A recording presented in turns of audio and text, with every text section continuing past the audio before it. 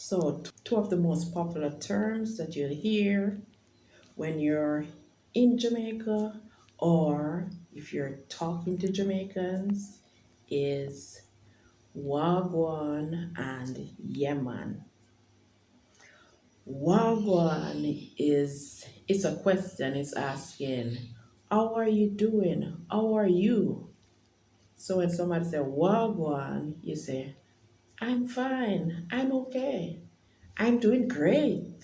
You know, right? And Yemen, it's saying yes. So somebody asks you, are you coming over later? You can say, yeah, man, in Patois. Somebody asks you, did you enjoy that jerk chicken last night that we had? Yeah, man. Did you go to the market and get those fruits that you said you were going to get? Yeah, man. And are we going to the dance river tomorrow? You can say, yeah, man. Are you going to the grocery store tomorrow? Well, not grocery store, we say supermarket in Jamaica.